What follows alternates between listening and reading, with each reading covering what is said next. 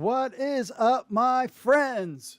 Welcome to another edition of the XFL Weekend Review. I'm your host, Mark Perry, editor of XFL News Hub. And on this week's show, June Jones is returning as offensive coordinator of Seattle. We'll get into that. Images from the Coaches Symposium, that's the official title of it, that we have up going on as well. Plus, Fan Control Football Week 3 recap. It was a good week. Team 8 Okie, my team, my NFT team. We won. So I was excited about that. I was actually listening and watching it while I was doing the yard work on Saturday. Remember, Fan Control Football games are on Saturdays. We'll get into there. Some interesting news coming from Fan Control Football as well. But first, if you want to be part of the show, email podcast at XFL News Hub with your thoughts, or record an MP3 or video on your phone. It's that simple. We'll play it on next week's show, or you can go old school. Leave a voicemail, 888-430-7692, extension 3. Remember, you guys are making videos with your TikTok accounts, your Snapchats. Make us a video. Send it on over, my friends. Leave us a review, Apple Podcasts, on Spotify. We're on Google Podcasts, everywhere you can get your podcasting fun at. But definitely leave us a review on Apple Podcasts or Spotify. Help spread the word. And we are live. XFL Week in Review every Monday at 8 p.m. Eastern on the YouTube, Facebook, Twitter, and Twitch. Timeline, 291 days until XFL kickoff. We are hearing rumblings that there is going to be some XFL news very soon. Potentially, the feeling I'm getting is this week, some announcements, whether it's assistant coaches, the coaching staff, or maybe some kind of player-related stuff. One of those two things seems to be that's what's happening right now. Remember, June 18th, 2022 was the XFL Player Combine. January 9th, 2023. Training camp begins. We saw Rock and Danny Garcia mention that. And then February 18th, 2023, XFL season begins. That's what's on the docket right now. If you want to see, if you didn't see these pictures, we just throw them. There's nothing hidden or anything going on, but this is pictures from the Coaches Symposium that took place this past week in Dallas, Texas. You could see all of the Rock is there, Wade Phillips shaking hands, kind of getting to meet for the first time. This took place, Danny Garcia and Bob Stoops chit-chatting. I mean, this is all, look at that, XFL Head Coaches Symposium. They are really getting into it. Of course, Rock and Danny Garcia. Happy birthday, of course, to the boss. Dwayne "The Rock" Johnson turns 50 today. Just throwing that out there. But you could see these pictures, and if you're not checking, you could check it out on the Twitter account of XFL, or you can check out if you're watching our video. But you can see Mark Ross there. Russ Brandon is there, and it says football calendar, XFL. So I want to know what that football calendar is.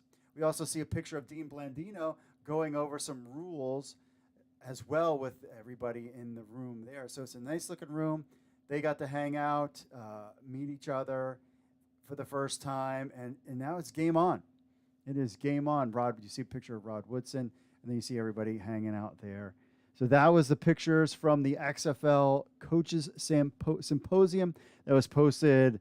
XFL did it. Danny Garcia did it. And, of course, wish The Rock, Dwayne Dewey, or DJ, however you know him, happy birthday, happy 50th birthday to him. I think he's in pretty good shape for a 50-year-old. I'd like to be in that shape as well. So, but we didn't see June Jones, so we'll get into that, plus your social media stuff and Fan Control Football. So without further ado, my friends, folks, let's just get into the week. That was the XFL.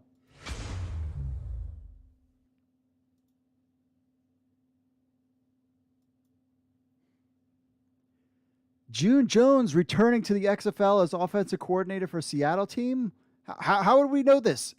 Well, former Houston Roughnecks head coach and general manager June Jones announced via his Twitter bio that he'd be returning to the XFL. This time he'll be doing it as an offensive coordinator under Jim Haslett. You can't make this stuff up, who was recently revealed as one of the 8 XFL coaches in 2023.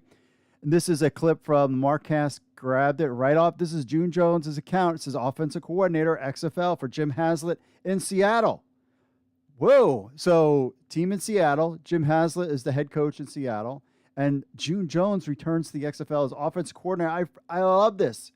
However, he eventually took out the part in his bio after word began to spread on the internet. The coach might have jumped the gun with his announcements, and the league told him not yet. He has done that before. June last coached the Conquerors of the Spring League in 2020, where he also held the offensive coordinator position back in January. There was buzz about Jones possibly returning to the University of Hawaii, where he had spent 9 seasons. Of course, that is The Rock. I didn't even think about that. The Rock's Hawaiian connection and June Jones, creating one of the league's college football's most lethal passing attacks. However, Jones turned down the offer in search of other options. Since then, there has been much more development regarding the XFL's return, which Jones may be waiting for and has made a decision. Over the 5-game span in the XFL, Jones successfully implemented his run-and-shoot offense, turning quarterback P.J. Walker into an unofficial MVP, MVPJ. The Roughnecks went undefeated, and many of Jones' players earned NFL opportunities as a result. Jones has some of the best experience in coaching business going back to the 1980s and has worked in many leagues throughout his tenure. Not only did Jones announce his return to the XFL, but he said he'd be doing so, quote, in Seattle. It can be inferred that Seattle will host the team in 2023, clearly, although whether or not the Dragons' name will be retained is certainly unknown. This is one of the first mentions of a Seattle franchise, as much of the news regarding host cities has been centered around Las Vegas, Orlando, and San Antonio. Jones becomes just one of 2 coaches/staff members to rejoin the league from 2020 so far, with the other being longtime Oklahoma head coach Bob Stoops, held the same position with Dallas. While Jones' familiar face that is sure to get XFL fans excited, he won't be the last XFL alumni to come back.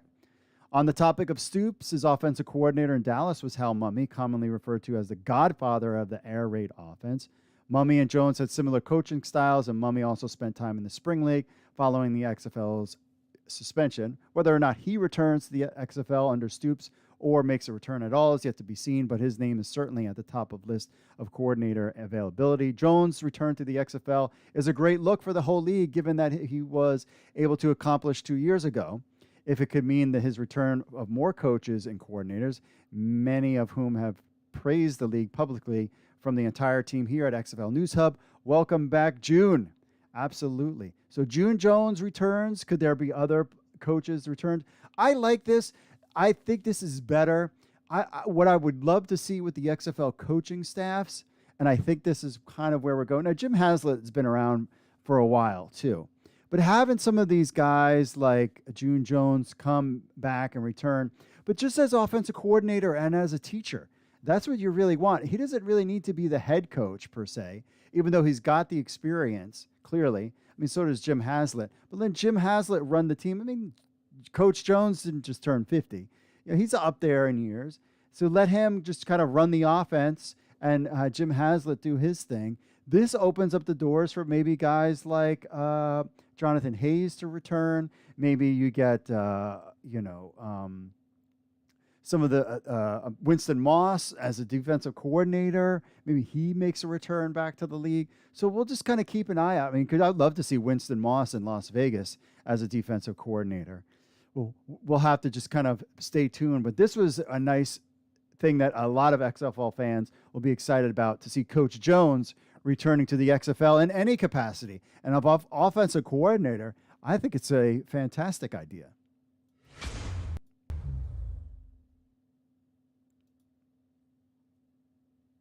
Fan Control Football continues to grow, this time signing Martavis Bryant and Kelly Bryant. This happened this past weekend. FCF continues to make waves, and more notable names are joining the league. A couple weeks ago, we know T.O. made his debut. This week, former NFL wide receiver Martavis Bryant and his cousin, former CFL QB Kelly Bryant, both made their FCF debuts. Very cool to see there. FCF has brought in multiple standouts since its inception. This year, Terrence Williams, Terrell Owens were former NFL players who were on FCF rosters. Last year, Robert Turbin, Josh Gordon, and Johnny Manziel were some of the NFL alumni who were on league rosters as well. Manziel has continued to remain with the Zappers, teaming up with T.O. in 2022. It also appears that the former NFL offensive lineman Tyler Columbus, who was a teammate of Beast owners Marshall Lynch, is also advocating to make an appearance in the league as well. Very cool. Though not used as a developmental league, the FCF has also 2 players recently transitioned to the NFL and USFL. Former Zapper wide receiver Travis Torvin signed a contract with the Seahawks, and is now a New York Giants. Madre London left the Glacier Boys for the Cologne Centurions of the European League of Football, where he won MVP and is now with the Pittsburgh Maulers of the USFL. With more players and more games to showcase their skills, it wouldn't surprise me to all more players transition to a more traditional leagues. Regardless of the futures of Martavis and Kelly Bryant, one thing is definitely certain. The FCF's ability to bring in talent and big names on a consistent basis is impressive. League, though not traditionally, is extremely fun to watch. And right now, the Zappers and Beasts have two players that will not only improve the talent on the roster, but overall credibility of the leagues. Fan Control Football, bringing in more players. This is just all about giving players opportunities to showcase their skills. And maybe if it's not Bryant not having or either Bryant's having an opportunity to return to the NFL, at least it brings eyeballs into the league and gives it a little bit legitimacy, and then maybe other players make that jump to the other leagues.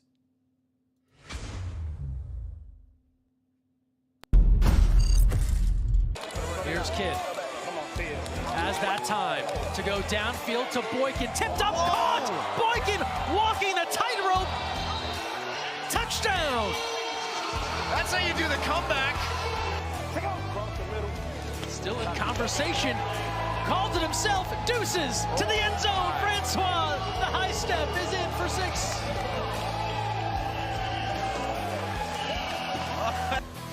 Jarman. Running right, eludes tacklers into the end zone. Slade the blade, chopping his way through the defense. The ball goes into the stands. Third and 4 here. Quick out for Crouch to Lewis. Leaves his defender in the dust. Yeti messing with their spaghetti. Touchdown.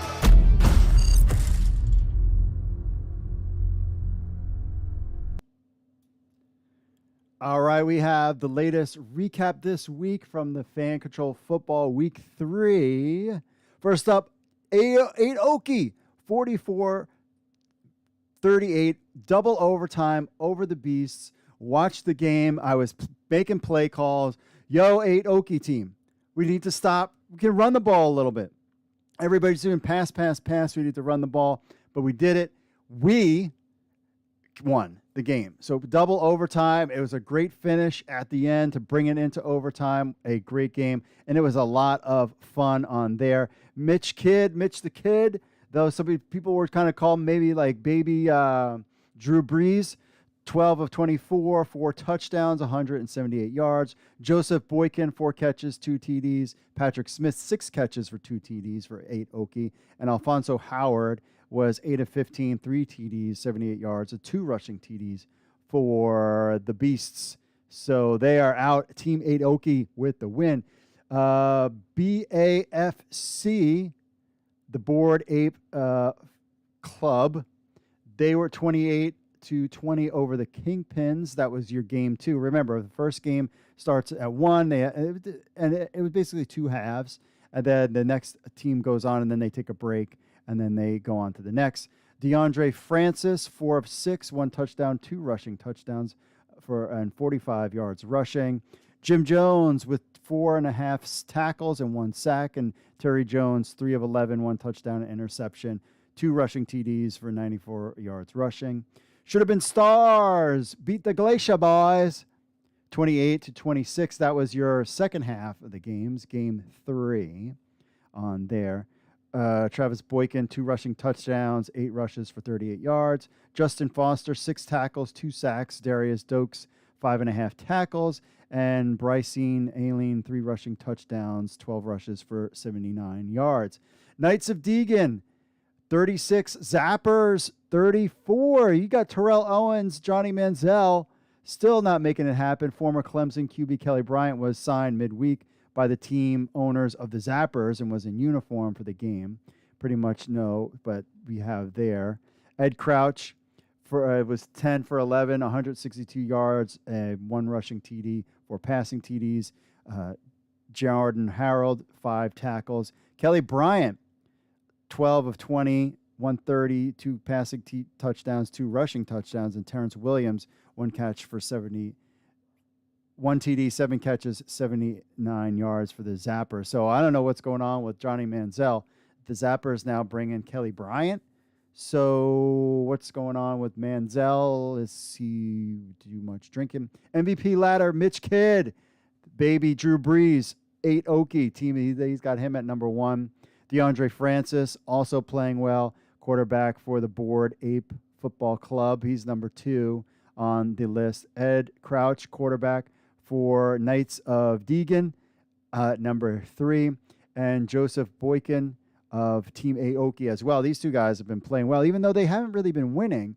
They finally starting to win a little bit more. He's in at number 4. There are your top players in Fan Control Football. Another great week of action in Fan Control Football. They also had a charity event in between the games. Some people were confused because it was like, why is Cam Newton there? And that was because they had a little in-between charity event. So it's great fun, as always, watching Fan Control Football. That's your Saturday football. If you don't feel like watching any USFL, you just check out Fan Control Football. All right, we'll be back with your social media stuff right after this. Stay tuned, my friends.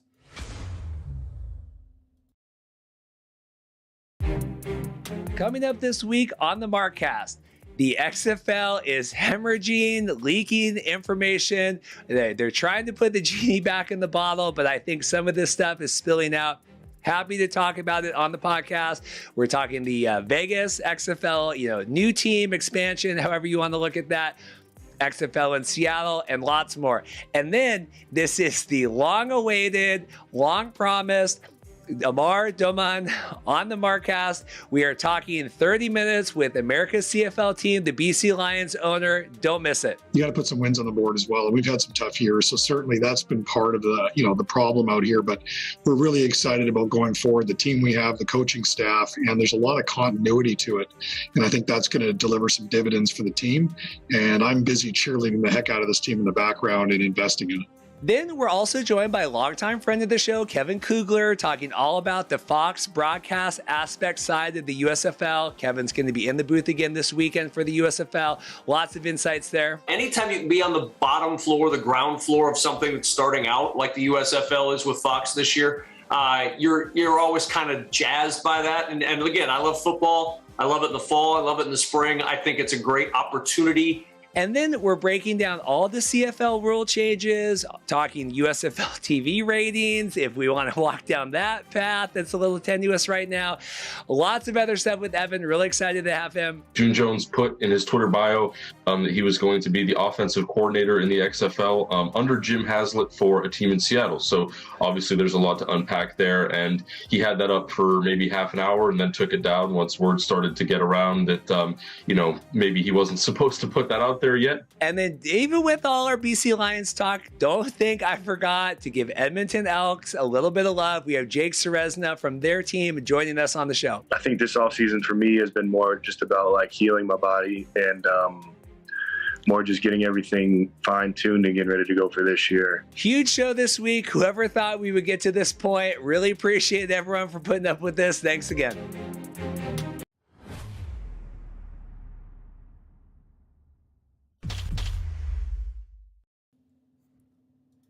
All right, my friends, we are back. What's up, everybody in the chat? Theodore King is right. If you like football and you want the XFL to succeed and you like something other, any of you like the NFL and you want something more, smash that like button. Subscribe to this channel. Help spread the word about XFL News Hub, XFL Talk.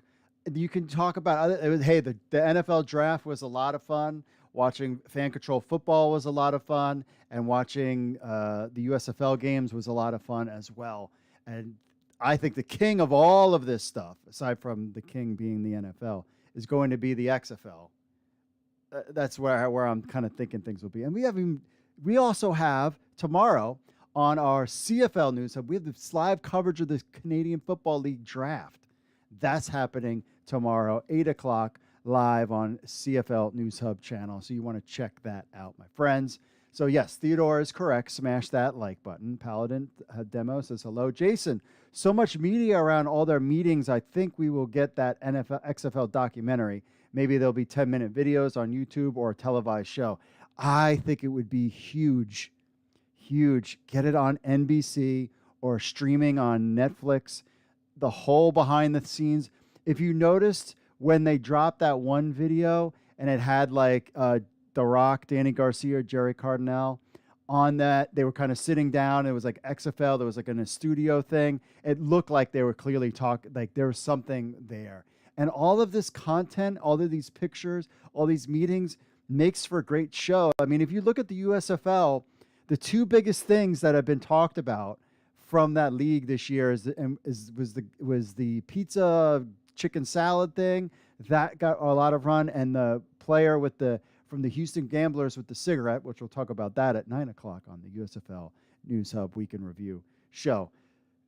That's the kind of stuff. But getting the USFL. I mean, I was talking to a friend of mine, and he was like, "There's no players that I know," and I agree with that. I mean, I know some of the guys from the XFL and the Spring League, but now I'm getting to know them through that television show. And if the XFL can execute on that, whether it's the coaches, I mean, Mike Riley, his story about his wife, I'm like, I can empathize with his plight. My wife has gone through something like that with her dad, so it just, there is so much here that I think spring football is going to succeed.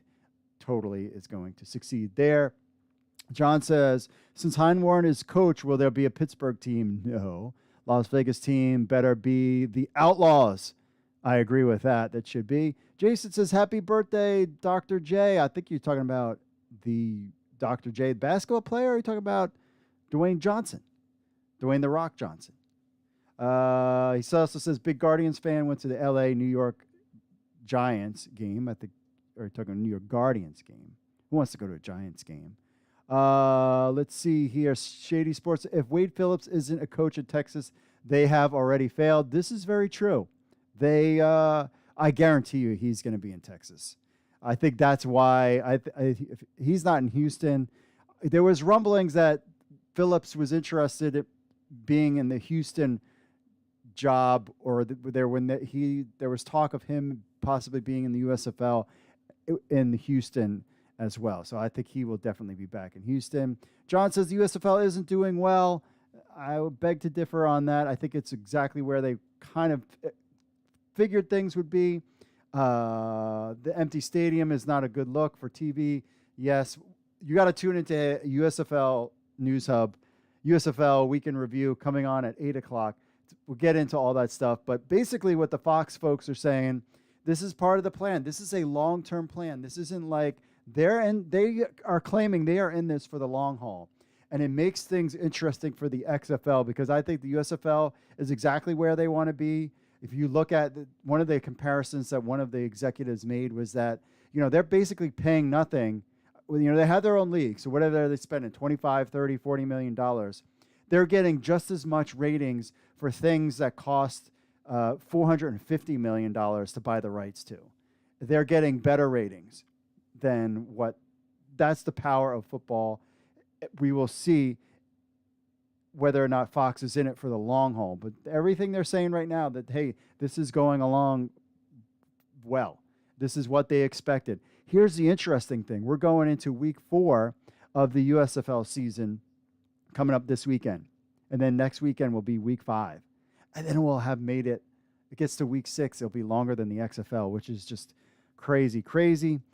Philip says, I see XFL kind of like AAA and the USFL like AA. I mean, that's a possibility. Rhino says, who's the New York coach? There is none, because there's no New York team. Jared says, Tyler Publis was on the 104.3 The Fan, Denver Sports Radio, former Super Bowl winning Broncos player. Oh, that's cool. Yeah, there is be no Guardians there. Let's see some other stuff. 3 XFL teams in Texas. John Catone says yes. Philip says Wade is going to be Houston's coach for sure. Ray Dizzy says, did you heard about the Reggie Fowler situation? No? What about the Reggie Fowler situation? He was just there at the meeting. You must let us know what that was all about. So we will check that out, see if he's got a comment about what he's talking about there, Ray Dizzy. Explain yourself, my friend. All right, let's take another quick commercial break, and then we'll get to your social media stuff. Right after this, stay tuned, my friends.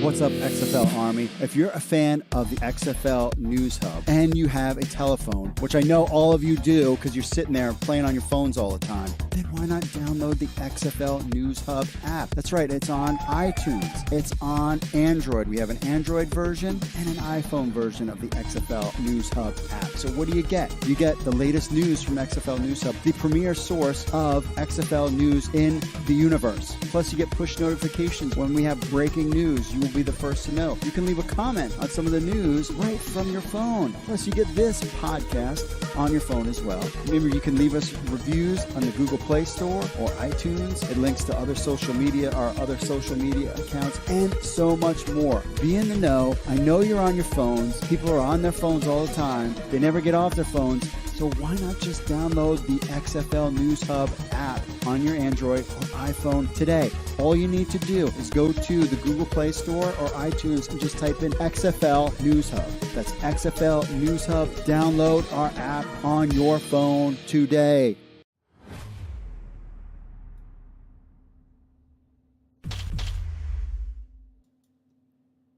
All right, our own Jay Noakes put out this one. Why the XFL and Colin Kaepernick are the perfect match. Oh, you knew this was going to get some reaction. Now remember, things that piss you off as part of the game. This is Jay Noakes was not trying to piss you off. He was just putting it out there. Again, he would definitely bring eyeballs into the product. That's for sure. I don't think he will do with it. I think he is NFL only, and he's not going to play in the XFL. Steve says, yeah, sure. Just keep trying to push the narrative that he can still play a great way to end the league before it even started. Of course, I'm just, everybody's just got their opinion mostly negative about Colin Kaepernick. And, would he bring eyeballs? Absolutely. One way or the other, he would bring eyeballs to the league. Though, and I'm on the camp with Colin Kaepernick saying that I didn't think he played well before all this stuff started happening, that he was not playing well. So, but bringing him into the league, it would certainly be a name, and it certainly would get a lot of buzz. I just don't think he will do it, because if he plays bad and things don't go well, that changes the narrative of his image, and that could be too risky. Because if it's like, well, he sucks because he's in the XFL and he's terrible, and they cut him, then the whole thing about why wasn't he in the NFL would be over. So I don't think he will play in the XFL, though I think if he was really, truly honest with himself and he wanted a chance, this would be the league to do it and to prove himself. But I don't think he's going to do it. But June Jones returning to the XFL as OC. Hobie Smith says JJ and his player coaches in Houston Roughnecks were 5-0 when the pandemic started. JJ is a master of the run and shoot offense. Totally. Demaria says, we, the fans here at St. Louis, want an answer regarding the status of pro football team in XFL. Rock, we want it now. There you go. You're going to have to wait. I have a feeling this league will work and the USFL will be cooked. Interesting. Just some reaction there. When do we get the cities? Why isn't he coaching in Houston again? That's something that will get answered. That's from Keith. What happened to Jim Zorn? Jim Zorn was terrible. That's what happened to Jim Zorn. He was kind of clueless about a lot of things when it came to the XFL. So he definitely was not on the list to come back. And I don't know if he would have came back even if the league returned for a second season. I think they would have brought in somebody else. This was interesting. Former AAF NFL investor pleads guilty to a $600 million crypto scheme. Reggie Fowler was the whole guy that he was going to bankroll, and then all of a sudden he didn't have any money, and which then caused the AAF to go under. I knew this guy was shady before he even got involved with the AAF, and now you have a $600 million crypto scheme that he is busted for. So there is your former finance guy in the AAF. Like, I knew Reggie Fowler was bad news, and the AAF still signed him up and had him be part of their league and finance their league. Like, just a simple Google search, you would have found all that information out. I don't understand why they didn't do that.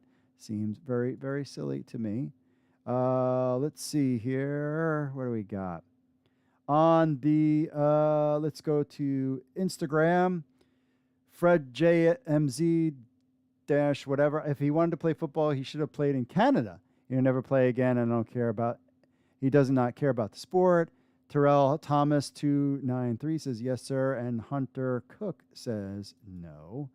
Talking about Colin Kaepernick. Always a reaction to anything Colin Kaepernick. That's just the way it is. On the YouTube, let's see what we got here. Let's scroll down. Oh. Equalizer says, do we have an ETA on when the 8 teams will be announced? Nothing except for what Mike Mitchell is reporting. What I think the holdup is, I think we'll get coaching staffs. I think we'll get player stuff.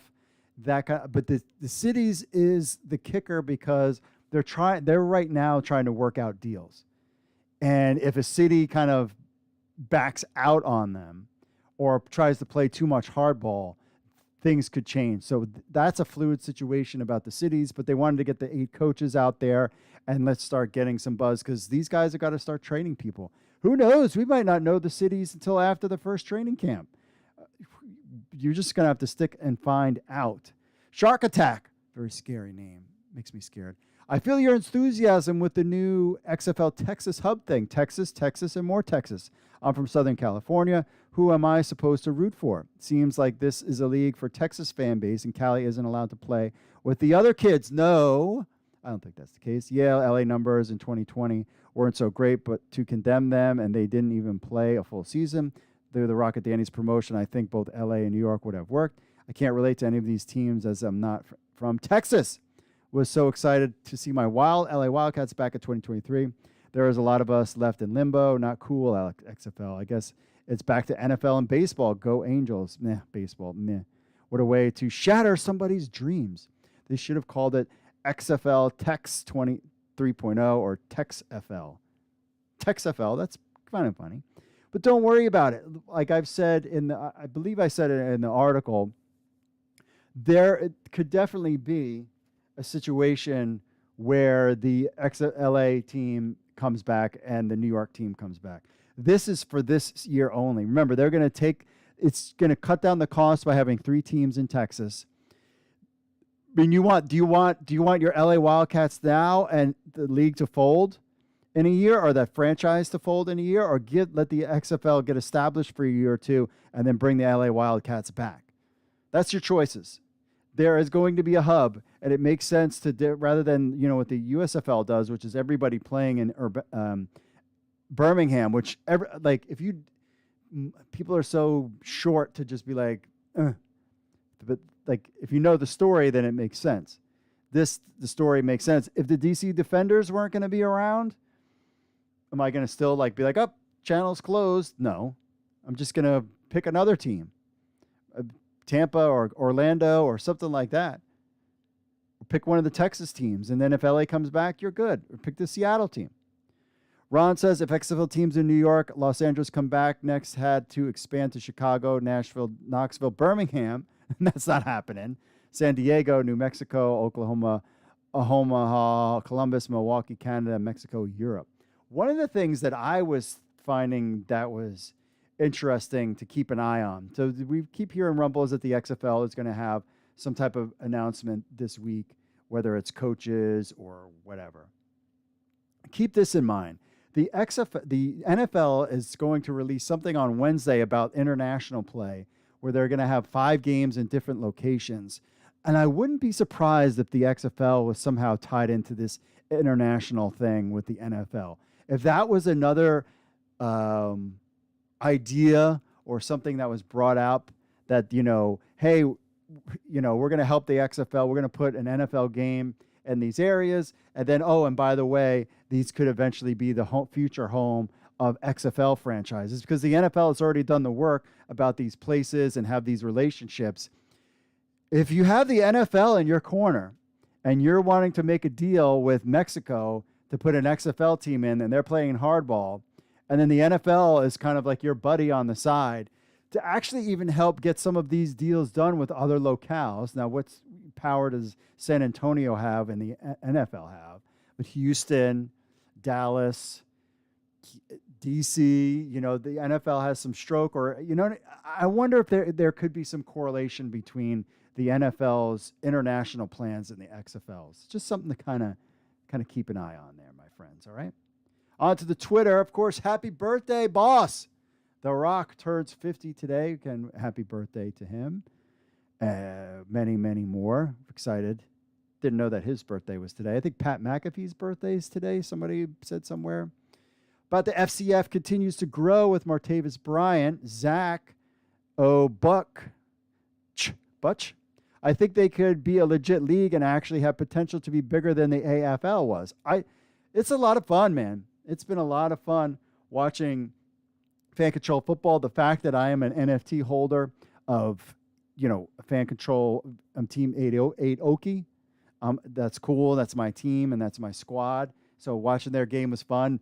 I was, you got to watch it on your phone. I had it on the TV with the NBC LX on the TV, but I had it on my phone and I was calling plays, and some of my plays were picked, because it's done by, the number of votes that a play gets. I had a lot of fun. I enjoyed it. It was fun. And it was quick too. I mean, I was like, wait, this is the second quarter? Or no, like the games go by pretty quick, and it's fun. You should check it out. Don't hate something you don't understand or know.